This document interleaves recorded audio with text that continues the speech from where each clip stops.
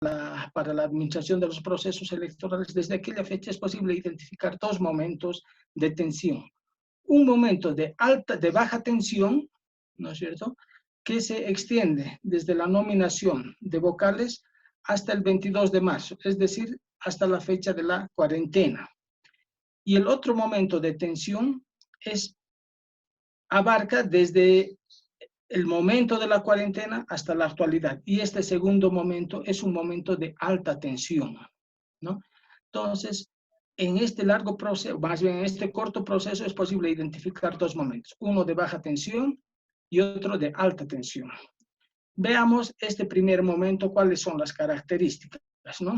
Entonces, en este momento, el Tribunal Supremo Electoral ha atravesado algunas leves dificultades, algunos breves problemas internos que casi son normales, ¿no? En una nueva institución, en autoridades que están asumiendo por primera vez este cargo, ¿no? Entonces, se provocó alguna ligera tensión en este primer momento. ¿Cuáles eran esas tensiones que amenazaban de algún modo al organismo electoral? La designación de vocales y la administración de procesos electorales en un tiempo breve, ¿no? La designación de vocales, como todos sabemos, se ha llevado a cabo en el mes de diciembre.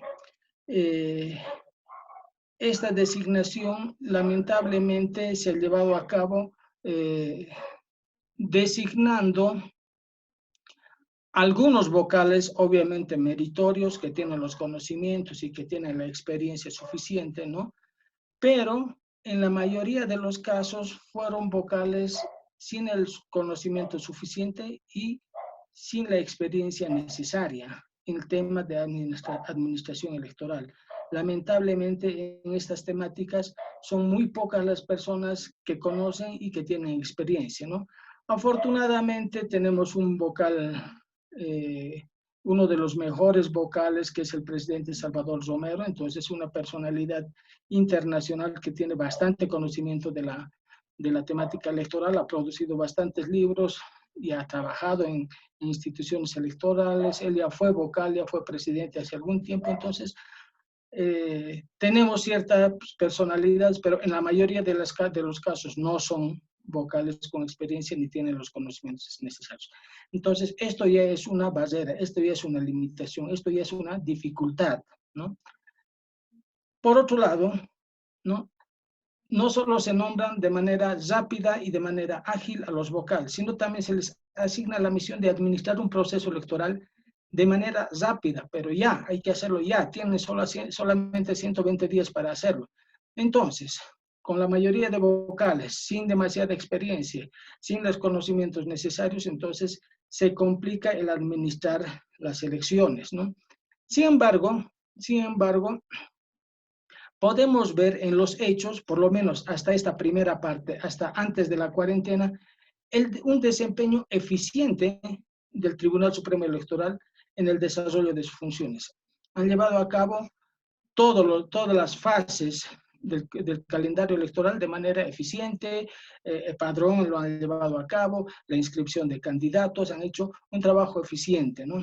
Prueba de eso es que en una encuesta que se publicó en febrero, a finales de febrero aproximadamente, el 61% de los encuestados tenía una opinión positiva del Tribunal Supremo Electoral. Entonces, eso está demostrando que estas limitaciones fueron superadas con relativamente facilidad, ¿no? Entonces, ¿cuál ha sido la consecuencia de tener un Tribunal Supremo Electoral eficiente, ¿no? Pasamos de un tribunal deslegitimado por el fraude electoral, ¿no es cierto?, con vocales en la cárcel, con procesos electorales o con procesos judiciales. Entonces, de este Tribunal Supremo Electoral deslegitimado, pasamos a un Tribunal Supremo Electoral legitimado. Que nos digan que el 61% de las personas digan que tengan una opinión positiva del Tribunal Supremo Electoral es algo importante.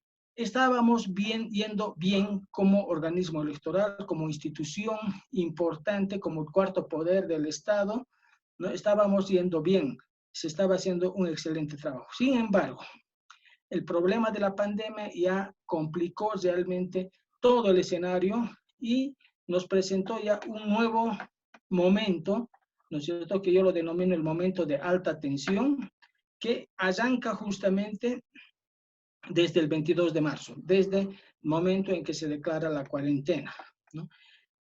Este momento se caracteriza fundamentalmente porque el Tribunal Electoral tiene que afrontar serias dificultades o tiene que afrontar problemas bien complicados, problemas que son externos, ya no son internos, son externos, y que provocan una alta tensión y amenazan de alguna manera el proceso electoral. Sin embargo, en esta situación es posible identificar tres tipos de amenazas, ¿no? Amenazas leves, amenazas moderadas y amenazas graves, ¿no? Entonces, estas leves no son las que van a provocar, ¿no es cierto?, o van a amenazar realmente la elección, no es que se va a tumbar la elección, ¿no? Son problemas de carácter administrativo y procedimental. Por ejemplo, cómo celebrar elecciones en plena pandemia. Esa es una amenaza leve, no es algo que no se pueda hacer, no es algo que el tribunal no pueda llevar a cabo, ¿no? Ante esta amenaza, que son amenazas leves, hay tres tipos de problemas, ¿no?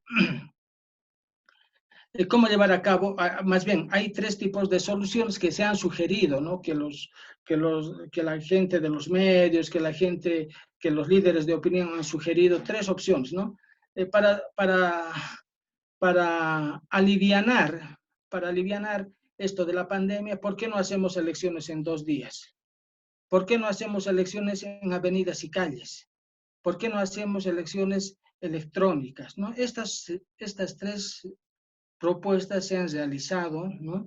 Sin embargo, yo considero que estas no son soluciones adecuadas, ¿no? Primero, elecciones en 2 días es complicado, ¿no? Si hemos tenido dificultades en la administración del material electoral en las elecciones de octubre, en 2 días esta susceptibilidad es mayor, ¿no? No vamos a poder, entonces vamos a estar susceptibles si en un día han manejado como han querido el material electoral, las actas, las papeletas, si se han manejado de esa manera, en 2 días puede ocurrir cosas peores, ¿no? Otra limitación de esta propuesta que no me parece adecuada es que tener jurados electorales va a ser complicado para 2 días. Si apenas con mucha dificultad la gente acepta ser jurado un día, 2 días va a ser peor, ¿no? Entonces es probable que si voy el primer día, el segundo día ya no quiera ir, es una cosa muy complicada hacerlo en 2 días, ¿no? Llevar a cabo elecciones en avenidas y calles. Entonces, esto no me parece una correcta solución al problema de la pandemia, ¿no? Porque implica un presupuesto elevado. Hay que alquilar 33,000 carpas, hay que alquilar mesas, sillas, para un rato, ¿no? Entonces, no tiene sentido, ¿no?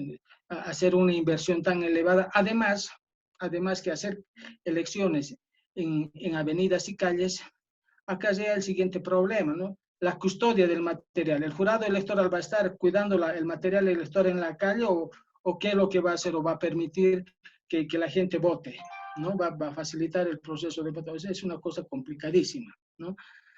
Hacer elecciones electrónicas, eso no es rápido, ¿no? Implica presupuesto, implica tiempo, implica pruebas piloto, hay que ver, ¿no? Hay que ver si la gente entiende esta lógica del voto electrónico, ¿no? El presupuesto es elevado. Les comento solamente, para implementar el voto de los uninominales en el año 1997, se hizo casi durante un año una serie de pruebas piloto a nivel nacional para ver que la gente entienda que tiene que votar 2 veces.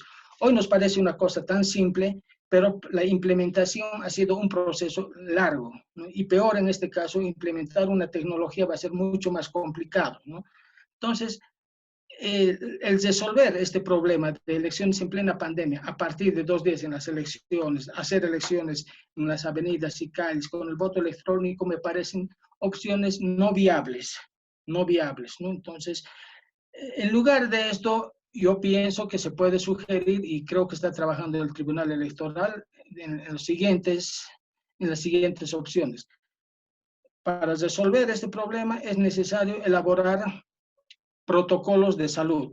Ya están trabajando, afortunadamente, con las experiencias de otros países que están llevando a cabo elecciones en plena pandemia, ya más o menos se han uniformizado los protocolos, se han uniformizado las etapas en las cuales se tiene que llevar a cabo cada uno de estos protocolos. Entonces ya hay material, están trabajando ya los del Tribunal Electoral. Entonces el tema de salud ya no es tanto cómo nos vamos a cuidar. Entonces el problema ya está definido los protocolos, además se ha destinado el presupuesto que iba para los partidos políticos para resolver un poco esta problemática de los implementos de salud, y justamente es para esta etapa. Entonces, con todos estos protocolos y todos los componentes que implica el kit de salud, entonces se va a resolver esto, es posible llevar a cabo las elecciones. Otra opción que yo pienso que se tiene que hacer es reducir la cantidad de mesas en los recintos electorales. Esto nos va a permitir una menor concentración. A manera de comentario, yo vivo en Chasquipampa. En la escuela de Chasquipampa existen 48 mesas en un recinto.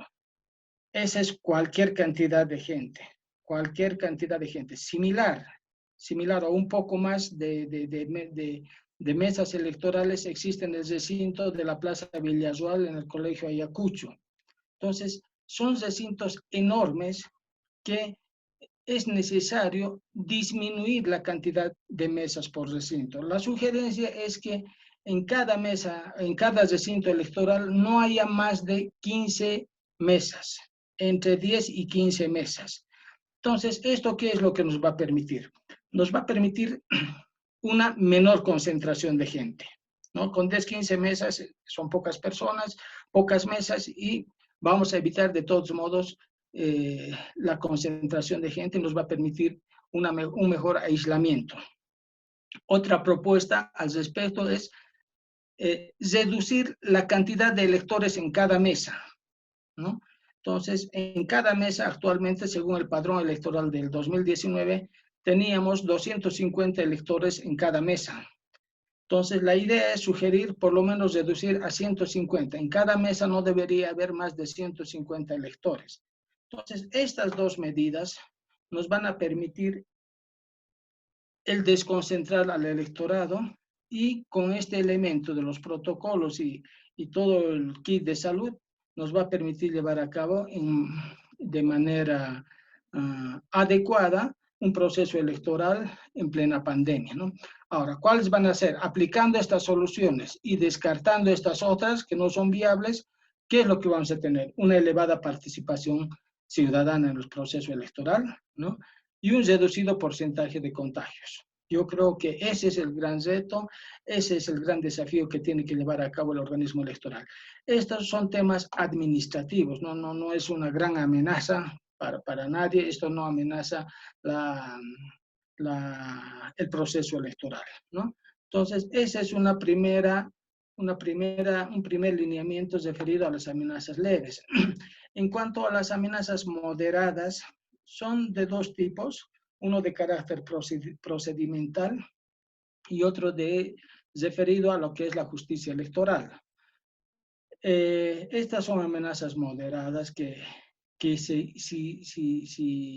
si la sociedad insiste en esto, estas amenazas pueden convertirse en amenazas graves, ¿no? Pueden transformarse de moderadas en graves, ¿no? ¿Cuáles son estas dos amenazas? Primero, a raíz de que se ha postergado inicialmente las elecciones de mayo para el mes de agosto inicialmente, y posteriormente para el mes del 6 de septiembre, se dijo que se empezó a demandar de que tendría que abrirse nuevamente el padrón electoral para inscribir nuevos votantes que están cumpliendo en los meses de mayo, junio, julio, agosto y septiembre, ¿no? Entonces, se ha solicitado eso, aunque yo no comparto realmente que eso debería abrirse, porque no es otro proceso electoral, no, no es otro proceso electoral. Sin embargo, el Tribunal Supremo Electoral, probablemente por las demasiadas tensiones, se ha visto forzado a ceder en esta demanda, ¿no? De todos modos, si hemos abierto hasta el 6 de septiembre, tendremos que abrir ahora hasta el 18 de octubre. Entonces, eso es un poco complicado, pero no es un gran problema, es un problema más procedimental, más técnico, que se lo puede hacer desde el organismo electoral y que ya lo están haciendo, y que el organismo electoral ha cedido ya en esta demanda. Entonces, está más o menos resuelta. Otro tema que en este marco de las amenazas moderadas es el juicio que muchos sectores han estado reclamando que el organismo electoral debe llevar a cabo contra el movimiento al socialismo, ¿no? Han sido por el fraude electoral cometido en el mes de diciembre.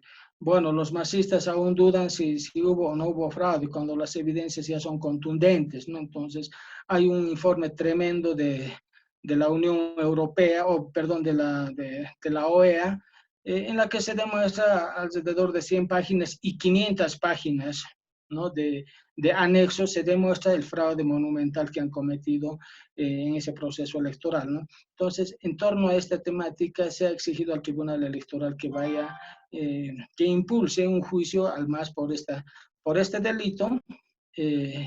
Al respecto, yo tengo una observación, ¿no? Curiosamente, nuestra legislación electoral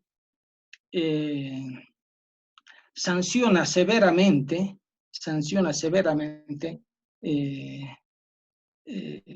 violaciones leves, ¿no es cierto? Infracciones leves, las sanciona severamente, pero, ¿no es cierto?, las violaciones graves a la legalidad no lo sanciona, ¿no? Y ese es el caso, por ejemplo, ¿no? Difundir encuestas es un gran delito. No es la gran cosa, merecerá una sanción, pero no es pues aquí se acaba el mundo. Y sin embargo, la sanción es severa. En cambio, el delito de fraude, nuestra legislación electoral no lo sanciona para nada. No hay un artículo que diga que si algún partido político comete fraude, será proscrito. Entonces, no hay. Entonces, estas paradojas tienen nuestra legislación electoral. Entonces, desde el punto de vista normativo, no se podía hacer un juicio al MAS por fraude electoral, porque no hay un artículo que diga que pueda perder personería jurídica por fraude electoral. No hay. Los motivos para perder personería jurídica básicamente son no superar el 3% de la votación en un proceso electoral, no participar 2 veces en 2 veces consecutivas en los procesos electorales, no participar o no presentar informes al Tribunal Supremo Electoral, y son cosas menores, ¿no? Entonces, esos son los motivos establecidos, pero no hay lo del fraude electoral, ¿no? Entonces, desde el punto de vista legal, creo que no correspondía que el Tribunal Electoral impulse esto, pero bueno, igual creo que las presiones sociales, las presiones políticas han sido más fuertes. De todos modos, el organismo electoral ha cedido también en esto y ha impulsado ya un juicio al respecto, y bueno, veremos en qué prospera, ¿no? De todas maneras, estas dos son amenazas moderadas que tampoco van a inviabilizar el proceso electoral, ¿ok? Después tenemos amenazas graves, ¿no? Estas sí, el carácter de estas amenazas ya tienden a cuestionar severamente la realización de elecciones, ¿no? Entonces, si no resolvemos esto de manera adecuada, si no resolvemos esto de manera pertinente, entonces es probable que el proceso electoral no se lleve a cabo. Aquí identifico tres momentos o tres amenazas más bien.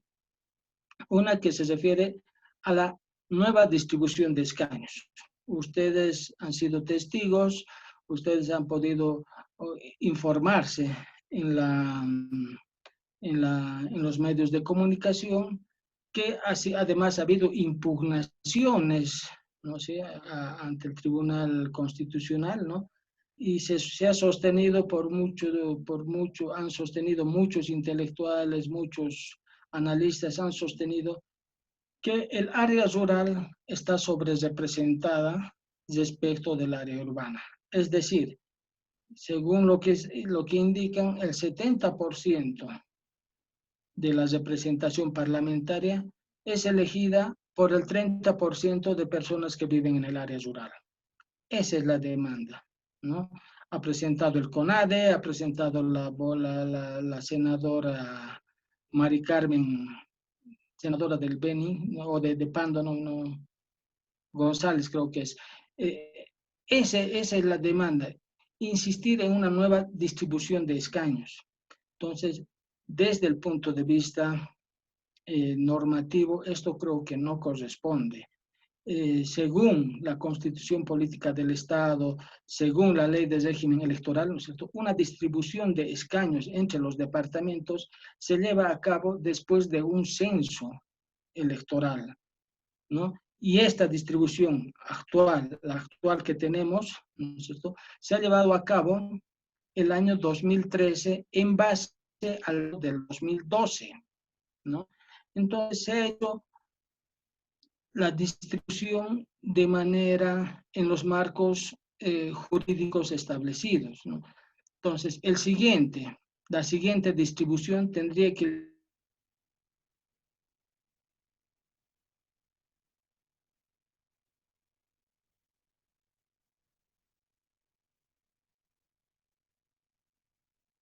estas deficiencias en la distribución de escaños, ¿no? Al respecto, quiero comentarles un poquito. Yo el año pasado he tenido la oportunidad de, con un colega de sociología, publicar un libro,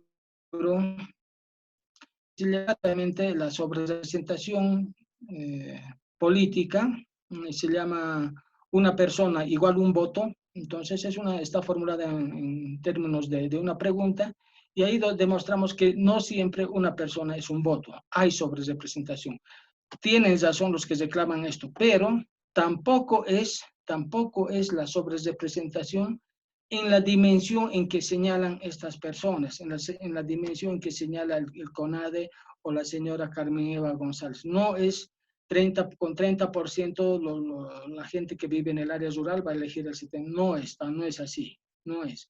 Haciendo algún ejercicio con datos del 2019, pude advertir lo siguiente. Esta sobrerepresentación se presenta solo en el departamento de La Paz, con 2 escaños a favor ni siquiera del área rural, ¿no?, de los municipios que están fuera de la capital de departamento, ¿no? Por ejemplo, no puede ser considerado área rural Viacha, Achacachi, no es área rural. Entonces, hasta el concepto está mal manejado, ¿no? Lo lógico, y en términos electorales no se habla de área rural, sino de circunscripciones ubicadas en la capital de departamento y en el resto de los municipios, ¿no? Eso es lo que son los términos que se utilizan en términos electorales, ¿no? Entonces, yo demostré que pude hacer ese ejercicio, que solamente hay dos escaños que están de más en La Paz, uno en Cochabamba y uno en Chuquisaca, nada más. O sea, no es el 30-70% que nos dicen, que nos pregona y que no tiene ningún sustento de investigación.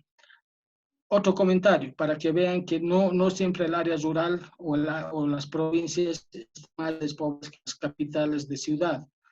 Por ejemplo, Potosí y Beni. La proporción de habitantes que residen en los municipios fuera de la capital es mayor que la gente que vive en la capital, ¿no? Entonces, en Potosí, por ejemplo, esa relación aproximadamente es 30-70, es decir, el 30% solamente vive en la capital de Potosí y el 70% está en el resto de las provincias y municipios. ¿Por qué? Porque ahí tenemos ciudades intermedias importantes y relativamente grandes. Yayagua, Uncía, Villazón, Tupiza, Uyuni, no son municipios pequeños. Entonces, la presencia masiva de gente que reside en estos municipios hace que la mayor cantidad de electores esté concentrada en las provincias, el 70%, y el 30% aproximadamente esté concentrada en la capital. Lo propio ocurre en Beni. Ahí se dan cuenta que la relación urbano-rural no es tanto como plantean. En Beni ocurre más o menos lo mismo, ¿no? Beni es relativamente pequeño si comparamos con la población que reside en Guayaramerín, en Riberalta, en otros municipios, ¿no? Son enormes, ¿no? Ahí también en Beni la relación es igual, 70% en las provincias y 30% en la capital, ¿no? Entonces, no es lógico plantear de que el 70% de la representación elige el área rural. No es tan cierto eso, ¿no? Pero si la gente, si se insiste en esta demanda, esto es una demanda que puede voltear el proceso electoral. Si se insiste en que hay que llevar a cabo una nueva distribución, es voltear el proceso electoral, ¿no? Porque ya tenemos inscritos los candidatos. Vamos a suprimir unas circunscripciones. Ya tenemos candidatos inscritos ahí. ¿Qué vamos a hacer? Vamos a cesar algunas circunscripciones, vamos a abrir otras. Entonces, es un enredo complicado llevar a cabo eso, pero además que está llevado a cabo de manera legal y está establecido en la normativa, ¿no? Entonces yo tuve la oportunidad de participar el 2013 en un evento para discutir justamente esta distribución de escaños entre los departamentos, ¿no? Entonces yo creo que, pero lo ideal en este caso es no insistir en esta demanda porque no es posible llevarlo a cabo. Insistir en esta demanda implica anular el proceso electoral, anular el proceso electoral. Eso es, por eso yo lo considero una amenaza grave, ¿no? Otra amenaza grave es la postergación de elecciones, ¿no? La postergación de elecciones, y hemos tenido una postergación inicial que se había suspendido las elecciones de mayo, inicialmente para agosto, luego para septiembre. Sin embargo,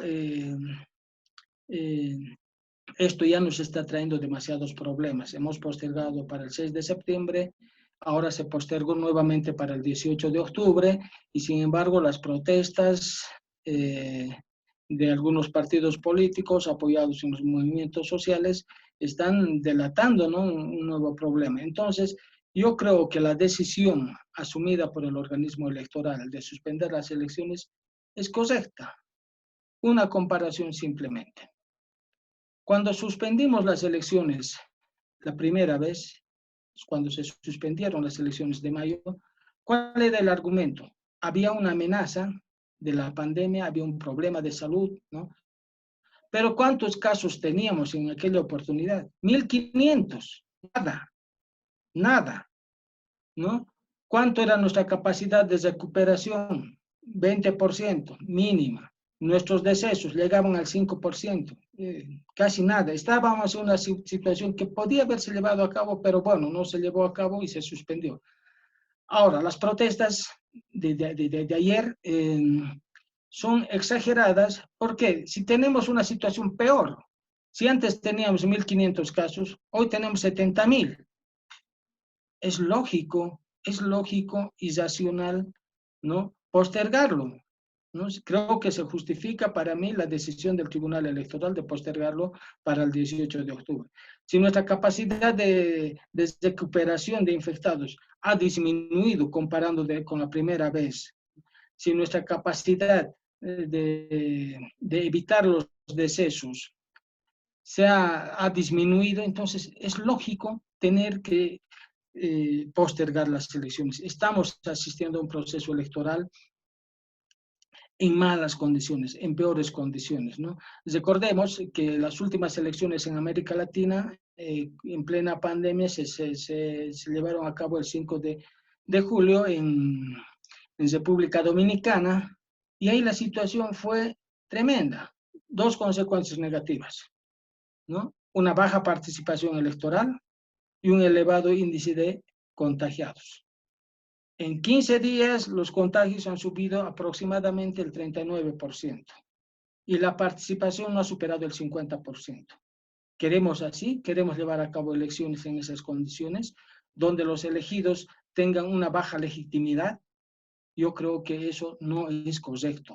Hay que llevar a cabo en las mejores condiciones posibles, de tal forma que tengamos una participación importante, pero que tampoco estemos libres de la amenaza de la pandemia. Yo creo que esos son los términos en los cuales es importante llevar a cabo elecciones, ¿no? Las protestas del día de ayer son más políticas, no tienen ninguna legitimidad, en mi opinión, no tienen ninguna legitimidad. Creo que es una demanda, una protesta que, analizando más o menos con relativa frialdad, los movimientos sociales yo creo que no están en condiciones de sostener una conflictividad de esa naturaleza, ¿no? Porque estos movimientos sociales están desacreditados, en mi opinión, están devaluados, ¿no? No son los movimientos sociales de la guerra del agua, no son los movimientos sociales de la guerra del gas, donde todos unidos se luchaba en torno a una demanda que considerábamos todos justa y legítima. No, ahora están divididos. Si hemos podido ver, Sencata, Cochabamba, un poco Yapacaní, son lugares ubicados, son los mismos sectores sociales o geográficos que reclamaban y decían en noviembre, ahora sí guerra civil, son ellos, ¿no? Entonces, no creo que prospere porque la demanda no es legítima, ¿no? Para que prospere, para que un conflicto, ¿no?, tenga un efecto importante, es necesario que la demanda sea legítima, y la demanda creo que no es legítima. Además, para lograr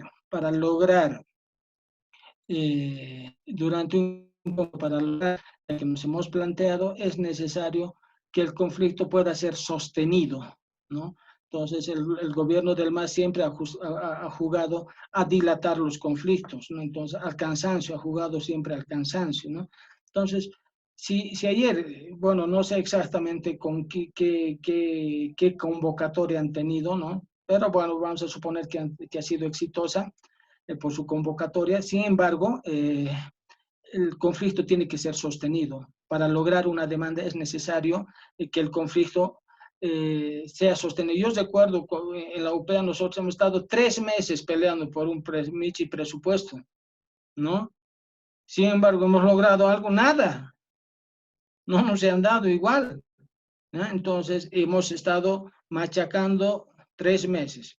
Con una marcha es probable que, bueno, ha pasado la marcha y ahora mañana, ¿qué pasa? ¿Otra vez nos vamos a movilizar? No, entonces es complicado encarar conflictos que no son legítimos, ¿no? Entonces, yo espero sinceramente que las elecciones se celebren el día 18 de octubre. Ya es necesario tomar una decisión. No hay que esperar tener cero, no hay que esperar que se elimine la pandemia, ¿no? Hay que llevar a cabo las elecciones con todas las medidas que hemos comentado hace un momento, pero por lo menos que la tendencia vaya disminuyendo de manera significativa, ¿no? Si ahorita estamos alrededor de 2.000 contagios o por ahí, esta tendencia que tendría que estar disminuyendo, tendría que aumentar nuestra capacidad de recuperación, tendríamos que disminuir nuestra capacidad de evitar los decesos. Cuando ocurra eso, yo creo que podremos estar en condiciones más o menos óptimas de celebrar elecciones que sean participativas y con un mínimo de riesgo, ¿no? Finalmente, tenemos otro temita que también es una amenaza grave, ¿no? El sancionar al MAS por difundir encuestas. Ya les comentaba hace un momento, esta es otra amenaza, ¿no? Se dice que si le aplican la sanción al MAS va a haber una convulsión. La verdad yo no creo. Yo no creo que haya una gran convulsión. La gran convulsión la han desarrollado ya en noviembre y se ha visto que tienen bastantes limitaciones para movilizar gente.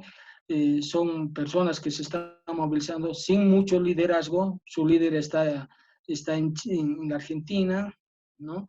Entonces, los liderazgos intermedios están fugados o están presos o están en alguna embajada. Entonces, la capacidad de movilización es mínima, ¿no? Entonces, yo creo que al MAS tendría que sancionársele, ¿no?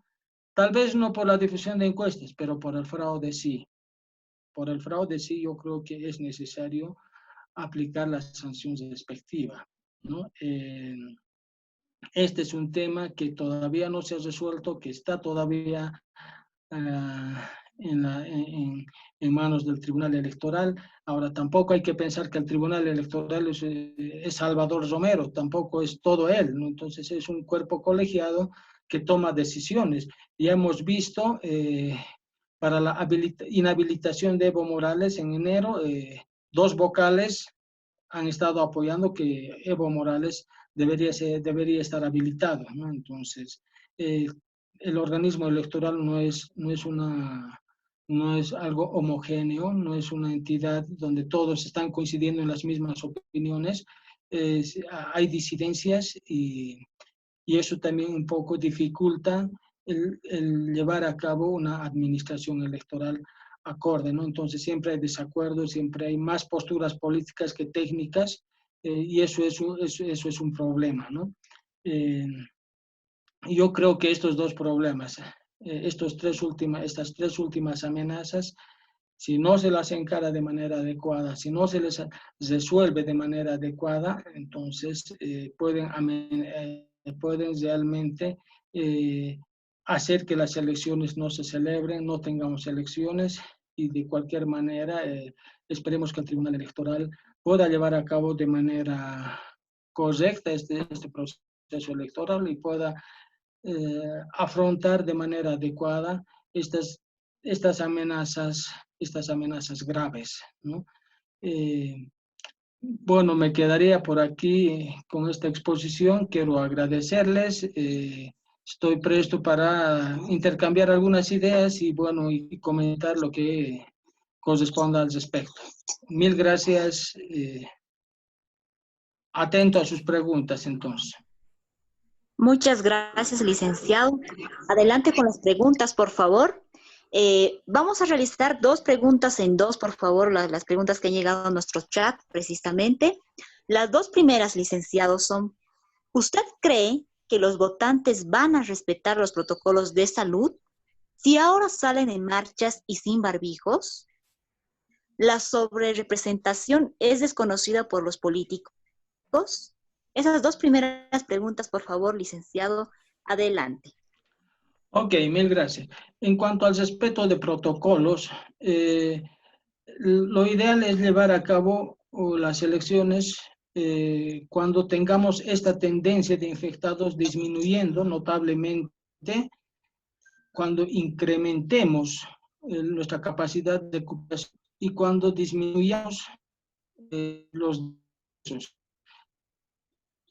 Creo que es lo último. El trabajo del organismo electoral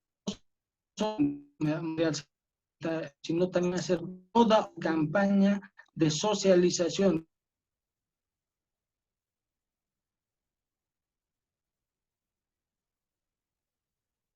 para votar, protocolos para llevar a cabo el cómputo, hay protocolos para llevar a cabo la capacitación. Entonces hay diferentes protocolos que tengo entendido que ya está trabajando el organismo electoral. Yo creo que con una buena campaña es posible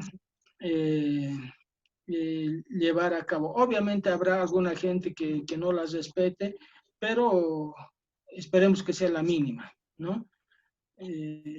Yo creo que la campaña del Tribunal Electoral va a ser muy importante para llevar a cabo este proceso electoral y el cumplimiento de los protocolos. Ahora, sobre el otro tema, sobre la sobrerepresentación, es un tema muy técnico, que en la mayoría de los casos, por lo que yo percibo, por lo que escucho a los políticos, no la manejan con precisión. No saben exactamente, no saben decir exactamente en cuánto está sobrerepresentado un departamento. No hay. Por lo menos no. Cuando dice Carmen Eva González, nos dice el 30%, pero lo dice, el 30% del área rural va a elegir pero lo dice de manera alegre, sin ningún fundamento, sin ningún sustento, ¿no? En el estudio que yo hice hay una fórmula que permite medir con precisión la sobrerepresentación, ¿no? Por ejemplo, para medir la sobrerepresentación en Pando es un departamento sobrerepresentado cuando elegimos senadores, ¿no? Por ejemplo, Pando y La Paz, que son los extremos. Pando es sobrerepresentado y La Paz es subrepresentado. ¿Esto qué quiere decir sobre representación y subrepresentación? Sobrerepresentación quiere decir asignar más escaños a un determinado departamento en comparación con la cantidad de habitantes que tiene, ¿no? Entonces, tiene pocos habitantes y le dan demasiados escaños. Eso quiere decir sobrerepresentación. En cambio, subrepresentación quiere decir, ¿no?, que a un determinado departamento le asignan una mínima cantidad de escaños sin considerar la elevada cantidad de habitantes que tiene. Y eso ocurre con La Paz. En senadores, Pando tiene 4 senadores con 50.000 electores. La Paz tiene 4 senadores con 500.000 electores. ¿Se dan cuenta? Esa es la sobrerepresentación de manera simple, de manera sencilla, ¿no? Entonces, esa es la distribución inequitativa, ¿no?, que permite, de ahí se dice, ¿no?, que entonces, para acceder a un escaño, a un senador en Pando, si tiene 50.000 habitantes, con 5.000, con 6.000 yo ya accedo a ese cargo. En cambio, en La Paz voy a tener que necesitar 100.000, 200.000 habitantes, 200.000 votos, ¿no? Entonces, ahí se expresa. Por eso dicen que este principio democrático, una persona, un voto, no se respeta, ¿no? Pero hay medidas. La sobrerepresentación se puede medir de 0 a 100. Cuanto más nos alejamos de 0, cuanto más nos distanciamos de 0, mayor es la sobrerepresentación. Y la subrepresentación se mide de menos 0 a menos 100. Entonces, cuanto más nos alejamos del 0, hay mayor subrepresentación. Ok, pasaremos a... Muy bien, licenciado. Otra pregunta más que nos llega a nuestro chat. ¿Qué opinión merece, por ejemplo, esta pregunta? Los mapas electorales han sido manipulados. Hay circunscripciones que tienen forma de pulpo. Por ejemplo, en el departamento de Cochabamba, las circunscripciones 26, 27 y 28 son circunscripciones pulpo, indican. Además que tiene la persona que ha participado en el chat, los lugares donde están demostrados estas circunscripciones pulpo lo denomina así. ¿Qué opinión le merece usted acerca de los mapas electorales que han sido manipulados? Bueno, esto no es reciente, no es de aquí, ¿no es cierto? Hay un término que crearon los norteamericanos para ver esta distorsión en la conformación de las circunscripciones, ¿no? Se llama el Gazi Mandarín, ¿no? Entonces es una combinación de una salamandra con el apellido de un senador que ha diseñado esta circunscripción para lograr un beneficio, ¿no?, para lograr favorecer a su candidatura. Entonces, eso es efectivamente lo que se ha hecho en la conformación de circunscripciones el año 2013, ¿no? O sea, antes, les comento, antes del 2013, las circunscripciones estaban conformadas entre provincias, ¿no? Provincias. Desde el 2013, a partir del 2013, la conformación de circunscripciones se realizaron por municipios, ¿no? Entonces, ha habido provincias que han sido desligadas, desmembradas. Este municipio de esta provincia va a pasar a esta circunscripción, esta otra provincia va a pasar a esta otra. Entonces, se ha desintegrado la unidad de la provincia y se ha priorizado la unidad municipal de los municipios, ¿no? Entonces, eso obviamente con el propósito de cometer esta forma de fraude electoral, que es el diseño de las circunscripciones, que se llama el Gazi Mandarín. Y sí, efectivamente no hay algo, hay mucho de eso también en la conformación de las circunscripciones. Entonces, el organismo electoral se puede advertir que los miembros del Tribunal Electoral de aquella época han estado pues al servicio del Poder Ejecutivo, específicamente del MAS. Sí, Muy comparto. bien, licenciado. Muy bien, licenciado. La última pregunta, por favor. De acuerdo a su explicación, ¿es imposible reordenar o conseguir que el voto sea igualitario? Se puede aproximar, les había comentado que la sobrerepresentación va del 0 al 100, ¿no? Entonces, cuanto más nos acerquemos a 0, va a ser mejor. Cuanto más nos acerquemos a 0, implica que nos estamos acercando a ese principio democrático, una persona, un voto, ¿no? Entonces, matemáticamente no es posible llegar a 0, pero nos podemos aproximar por lo menos, ¿no? Entonces, es imposible llegar a 0, pero hay que aproximarse, ¿no? Hay que aproximarse. Ahorita, por ejemplo, la sobrerepresentación en senadores está alrededor del 35%, ¿no? En diputados está alrededor del 15%. Si logramos disminuir y nos aproximamos al 5, al 4%, ya sería un gran avance, pero matemáticamente no es posible llegar a 0. Licenciado, una última pregunta, por favor, acaba de llegar a nuestro chat. ¿Qué se va a hacer con los enfermos de COVID-19? ¿No van a poder emitir su voto? Bueno, siempre en los procesos electorales hemos tenido diferentes tipos de enfermos, ¿no? Entonces, ahora a esto se suman los de los enfermos del COVID, o sea, no son los únicos enfermos que tenemos enfermos por diferentes motivos, y en esa perspectiva yo creo que la única forma es, yo no conozco que se haya habilitado mesas móviles para que puedan votar en los hospitales, no conozco, ¿no? Pero no serían los únicos enfermos los del COVID, no serían los únicos que no podrían votar. Creo que no lo podrían hacer.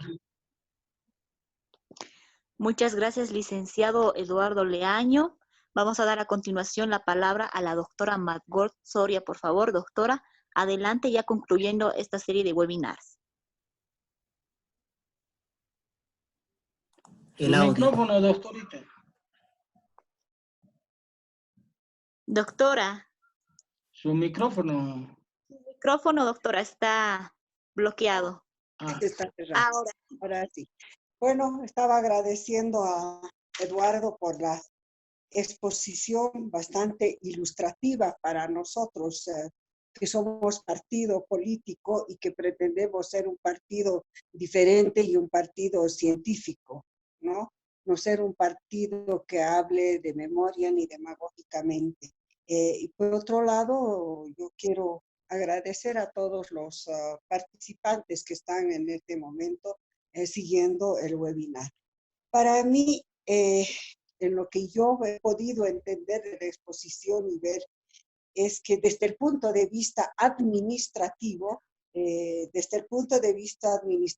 me llamó la atención el hecho de que aún se mantiene en la elección de vocales para el Tribunal Supremo Electoral, se está privilegiando, no sé si lo político, porque cuando se dice hay personas que son eficientes y de experiencia, pero hay personas que no conocen Entonces, quiere decir que han sido elegidas, me queda la interrogante, a dedo, han sido elegidas por favor político, ha habido alguna negociación política, entonces me queda una interrogante ahí muy grande y quiere decir que realmente todavía nuestros poderes no han llegado a recuperar ni la mínima institucionalidad en el país en este proceso de transición, ¿no? Eso es lo que yo puedo ver, digamos, de la primera parte de la exposición. Ahora nos dice Eduardo, desde el punto de vista administrativo, ¿es posible hacer las elecciones cuidando protocolos? Yo me pregunto, ¿seremos tan conscientes los ciudadanos de respetar los protocolos? ¿Será que vamos a aceptar hacer las filas ordenadamente o vamos a ir desesperadamente para ser los primeros? Es decir, yo estoy de acuerdo que si va a haber protocolos, la educación electoral para esta nueva etapa, si ya tiene el Tribunal Supremo Electoral, ya debería estar haciendo una educación electoral. Pero veo también que esto es imposible, porque yo veo un Tribunal Supremo Electoral enmarañado. Si bien tenemos un presidente eficiente y con gran prestigio, pero yo lo veo arrinconado. Arrinconado, no sé si por la presión política, porque ya lo ha dicho y lo ha dicho muy bien Eduardo, y eso es bueno tomarlo en cuenta. Los movimientos sociales, entre comillas, o el MAS, es ya un movimiento desgastado, mucho más con esta crisis de salud. Pero sin embargo, ¿cuál es el poder, cuál es la maraña del poder que es capaz de tener preso todavía a este Tribunal Supremo Electoral? Porque eso es yo lo que puedo deducir de la exposición, pese que va a haber protocolos y todo aquello, ¿no es cierto? Y veo también, tomando ya lo administrativo y lo político, que realmente tenemos que ver cómo nosotros educar e informar a toda la población acerca de lo que han sido estos 14 años para la democracia en Bolivia, para la institucionalidad en Bolivia. Porque realmente vemos después de esta exposición que han habido leyes que se han hecho a la medida del partido oficialista. La distribución de escaños, ahora que he entendido en la explicación, es lo más claro que puede haber, y esta sobrerepresentación manipulada y manejada políticamente, donde realmente el ciudadano consciente que va a votar es engañado, es manipulado, es cooptado, ¿no es cierto? Y es una pena. Aquí en Bolivia se nota entonces ahora que se da más lugar a lo que se llama la ciudadanía política solo desde el voto, pero no desde la participación y del derecho que realmente tiene para ejercer la democracia. Eso es lo que yo puedo entender de la exposición. A partir de las tres últimas amenazas que nos dice Eduardo, veo además un gran peligro en este momento para la democracia. Y es el peligro de la legitimidad. Y eso es muy grave. Y eso deberían, si nos está escuchando algún político, como nosotros políticos, pero los políticos que están en juego político ahora de la oposición, deberían pensarlo seriamente en constituir un frente único, en constituir un frente de unidad, pero no para partirse la torta, sino en base a un proyecto político que tenga realmente que trabajar todo lo estructural del país. Porque hemos visto ahora que la ley electoral, que la constitución política del Estado, a nivel de lo que significa el ejercicio de la democracia y el voto, tiene pues muchas triquiñuelas, tiene muchos engaños para lo que es el ciudadano. Y hoy día yo aprendo que los políticos sí tenemos que leer mucho, estudiar mucho para poder hacer propuestas y no ser demandas que no tengan fruto o que vayan más bien a abrir un juego engañoso que signifique una oposición por oposición, ¿no? Que es una cosa que vemos en este momento por lo que nos explica. Realmente creo que Bolivia tiene que entrar seriamente en una revisión de leyes, en una revisión de reglamentos, tiene que revisarse estructuralmente todo lo que es la constitución política del Estado, las políticas, y nos va a costar reconstruir el país, porque en 14 años no se ha respetado la constitución política del Estado, se ha desinstitucionalizado el país y realmente el empoderamiento étnico que ha tenido un partido solo ha servido para poner en peligro la democracia.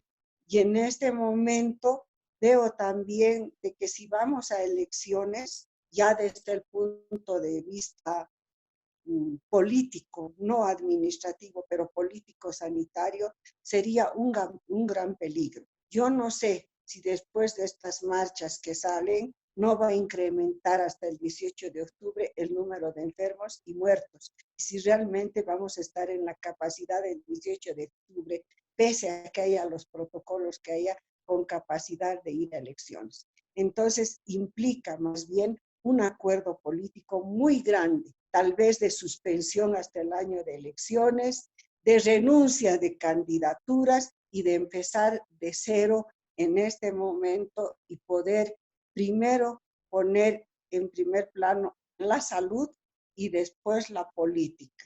Realmente me he quedado sorprendida con esto de los escaños pulpo, como decía una pregunta de cómo se puede amañar y poner una circunscripción solo para poder tener votantes y tener el poder. Realmente es muy triste cómo los ciudadanos somos engañados, manipulados y manejados. Muchísimas gracias, Eduardo. Yo me he quedado con muchas otras interrogantes y creo que vamos a tener otro momento y otra invitación le vamos a hacer para seguir dialogando con el tema.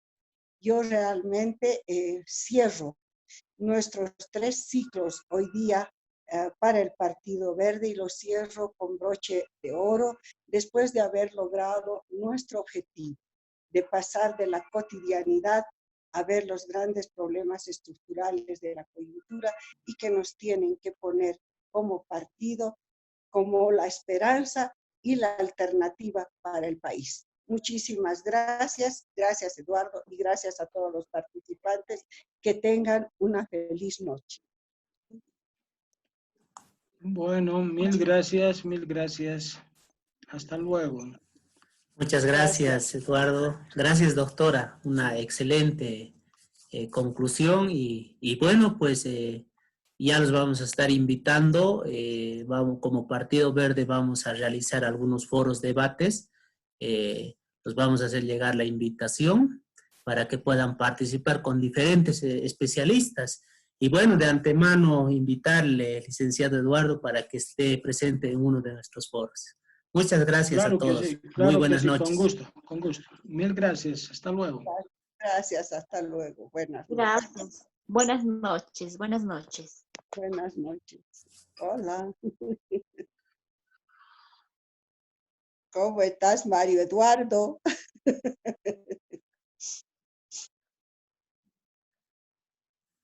Muchas gracias a todos por participar. Buenas noches por favor, sigan nuestras redes sociales, por favor.